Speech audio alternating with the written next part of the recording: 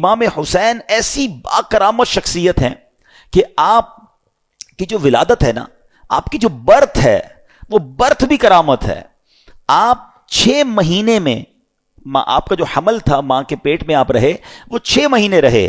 اور یاد رہے کہ پوری دنیا میں سیدنا یحییٰ علیہ الصلوۃ والسلام اور امام علی مقام امام حسین کے علاوہ کوئی ایسا بچہ زندہ نہیں رہا جس کی مدت حمل 6 ماہ ہوئی ہو. یعنی آپ فرام دا ڈے 1 آپ کی ولادت ہی کرامت ہے. اور سبحان اللہ، آپ کے رخسار مبارک کا حال یہ تھا، آپ کے چہرے پر نور ایسا تھا کہ آپ کے دونوں رخسار سے ایسا نور نکلتا تھا کہ کمرے اور دیواریں روشن ہو جایا کرتی تھیں.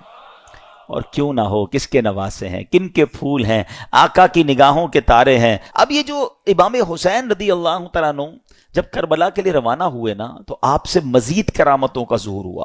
اور علماء کہتے ہیں یہ جو کرامتیں تھیں نا، بیسیکلی یہ اتمام حجت کے لیے تھیں، مزید ان کو سمجھانے کے لیے تھی کہ دیکھو میں کون ہوں، میرے ساتھ کیسے معاملات ہو رہے ہیں، مجھ پر ظلم نہ کرو. مگر ان ظالموں کی آنکھوں پر لالچ کا ایسا پردہ تھا. امام حسین فرسٹ آف آل آپ نے مدینے سے کوچ کیا اور اب مکے آیا. اب اسی راستے میں سیدنا ابن مطیع رحمۃ اللہ تعالی سے ملاقات ہوئی.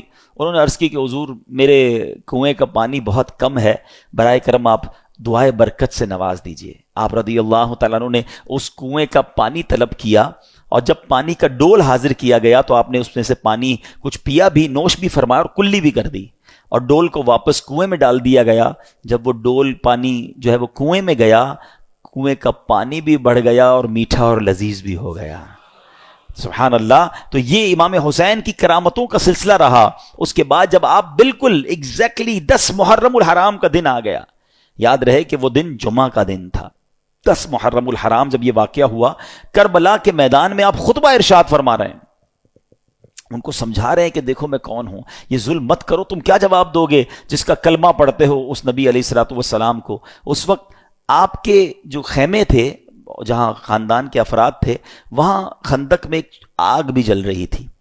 تو ایک بد زبان یزیدی نے بکواس کرتے ہوئے کہا کہ اے حسین، تم نے وہاں کی آگ سے پہلے یہی آگ لگا دی ہے. یعنی معاذ اللہ وہ یہ کہنا چاہ رہا تھا کہ اے حسین، مرنے کے بعد بھی تمہیں جہنم کی آگ میں جانا ہے. امام علی مقام نے جب یہ سنا تو آپ نے کہا کہ اے دشمن خدا، تو جھوٹا ہے، کیا تو یہ گمان کرتا ہے کہ میں دوزخ کی آگ میں جاؤں گا؟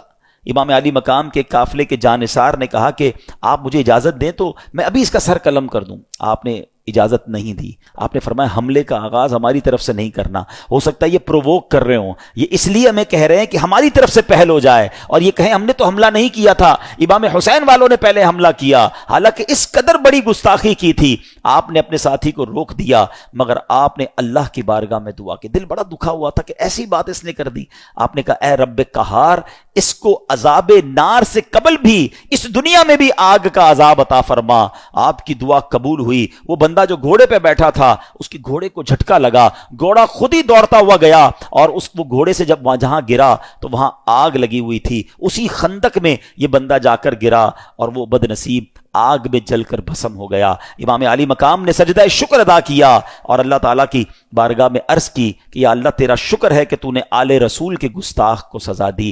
اب یہاں بھی ان کے سامنے یہ واقعہ ہو رہا ہے، سارے لوگ دشمن سامنے کھڑے ہیں اور یہ آپ کی دعا قبول ہو رہی ہے، آپ کے گستاخ کو سزا مل رہی ہے، مگر وہ سمجھنے کے لیے تیار نہیں ہے، وہ انڈرسٹینڈ کرنے کے لیے تیار نہیں ہے.